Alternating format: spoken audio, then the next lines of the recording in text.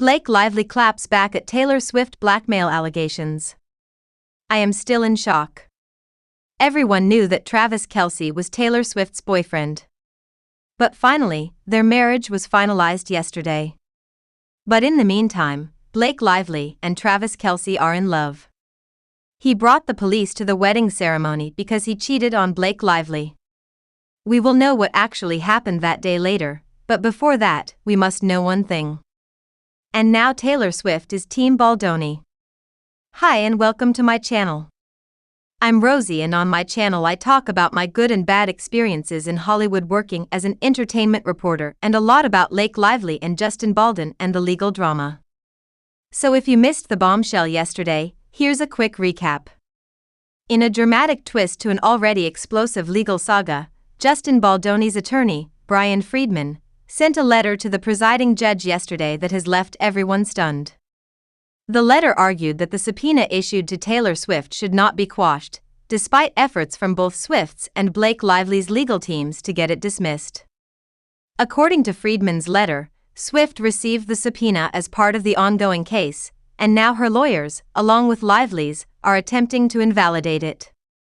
But what really turned heads were the allegations Friedman made in that letter, namely, that Blake Lively's attorneys had threatened Taylor Swift.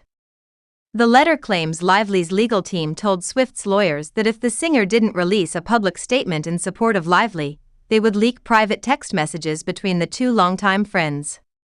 Even more disturbing, it alleges that Lively requested Swift delete those messages, an act that could easily be interpreted as an attempt to tamper with evidence.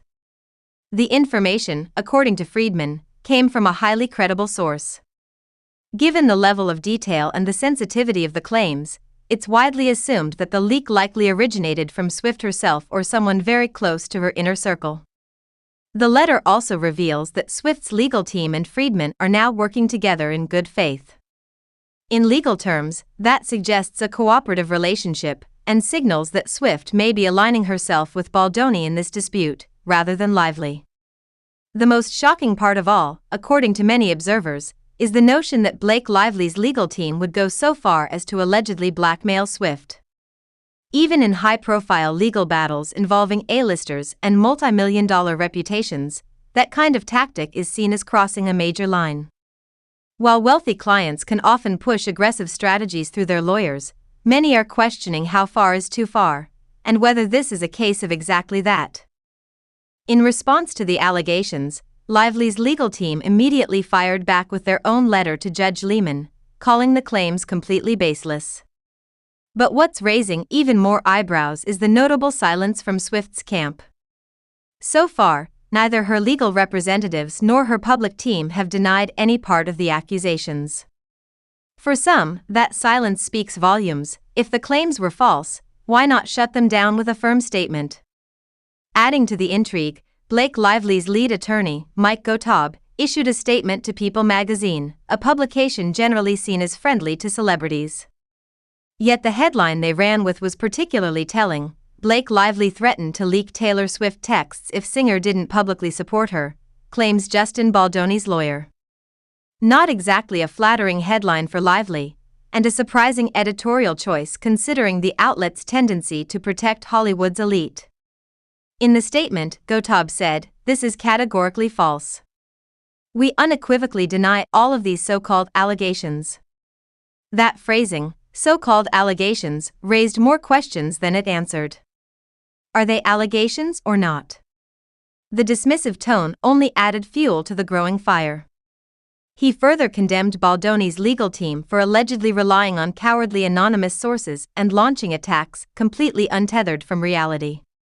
But observers quickly pointed out the hypocrisy. Lively's own legal strategy has heavily relied on anonymous sources from the beginning. In fact, 2 anonymous witnesses were added to the lawsuit, individuals who agreed to testify, but refused to reveal their identities publicly. Now, the same team is criticizing Baldoni's camp for doing the very thing they've done all along. Gottlieb continued, "This is what we have come to expect from the Wayfair party's lawyers, who appear to love nothing more than shooting first without any evidence." But again, critics argue that Lively's camp is guilty of the same, firing off accusations without presenting solid proof, while Baldoni's team has submitted actual documentation and records to back their claims. He also accused Baldoni's lawyers of having no care for the people they are harming in the process. Yet many believe it was Lively who lit the match in this public relations firestorm by filing a sweeping lawsuit that named more than a dozen individuals. The emotional toll on those named, including Baldoni and his family, has been immense. Ironically, Ryan Reynolds, Lively's husband, reportedly accused Baldoni of being too sensitive, saying he couldn't take a joke and needed thicker skin. Now Lively's legal team is expressing outrage over the damage to reputations and personal well-being, a sentiment critics call convenient at best. Gotov concluded by saying, "We will imminently file motions with the court to hold these attorneys accountable for their misconduct." But again, the question remains, who is really guilty of misconduct? This is the same team that allegedly filed a sham lawsuit using 10 anonymous plaintiffs in order to secure a subpoena against actress Jennifer Ely. Now they're accusing Baldoni's camp of relying on shadowy tactics? The legal feud surrounding Justin Baldoni, Blake Lively, and now Taylor Swift continues to unfold like a Hollywood thriller. In the latest twist, Blake Lively's legal team responded swiftly and forcefully to shocking allegations made by Baldoni's attorney, Brian Friedman, who claimed in a letter to the judge that Lively's lawyers threatened to leak Taylor Swift's private text messages unless Swift issued a public statement supporting her longtime friend. According to Friedman, the alleged message from Lively's team included a request for Swift to delete their text history, a request that, if true, could be construed as tampering with evidence. The letter claimed this information came from a reliable, though unnamed, source, prompting speculation that it may have come from Swift's inner circle. The real kicker? Friedman stated that his legal team and Taylor Swift's lawyers were working together in good faith, hinting that Swift may now be aligned with Baldoni, not Lively. But Lively's team wasted no time hitting back. Within hours, her attorney filed a letter with the court asking the judge to strike Friedman's letter entirely, dismissing it as improper and unsupported. On behalf of our client Blake Lively, the letter reads, "We respectfully move to strike the letter signed by Mr. Brian Friedman and filed earlier today."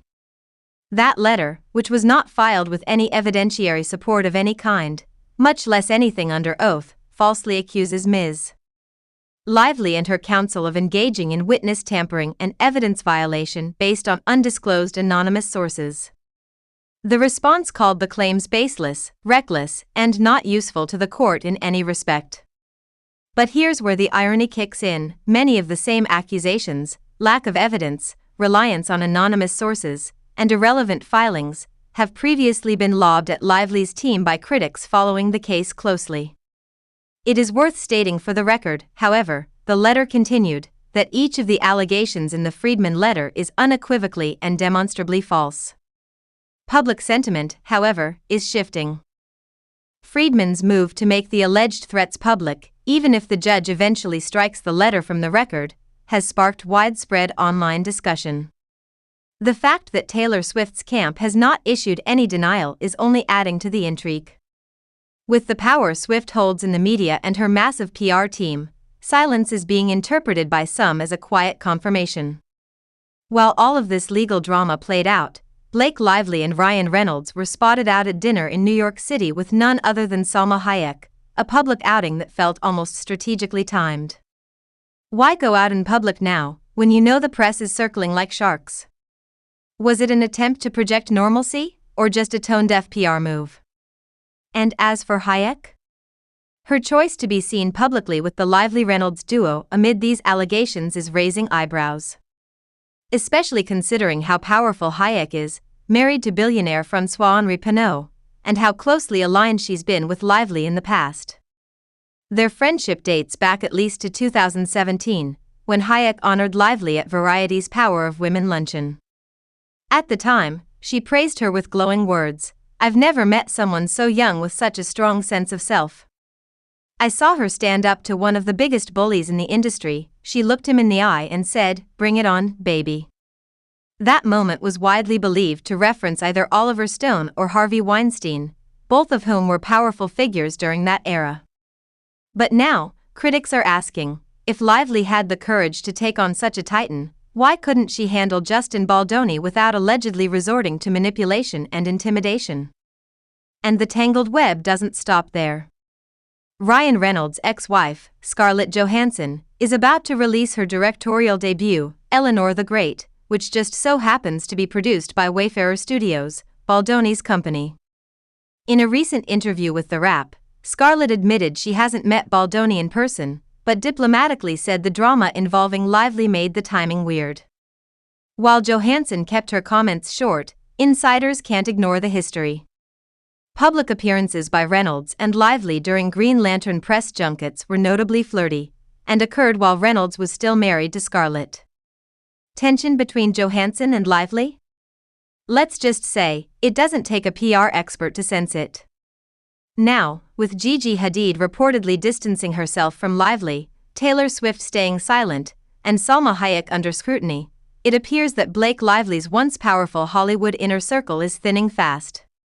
Her only reliable ally might be her sister Robin Lively, who's been spotted occasionally by her side. What happens next? Hard to say. But one thing's for sure, the situation is escalating fast. This isn't just celebrity gossip anymore, these are legal accusations of potential evidence tampering and witness coercion. Things are getting dirty. And if any of this proves true, wow. We may be looking at one of the most high-profile legal and reputational implosions in Hollywood history. That's it for today, guys. If you're still keeping up with this wild drama, make sure to hit subscribe and tap that notification bell so you don't miss the next twist. Seriously, every day this is starting to feel more like a true crime docuseries than a celebrity feud. And if someone really did ask Taylor Swift to delete evidence? That's not just shady, that could be criminal.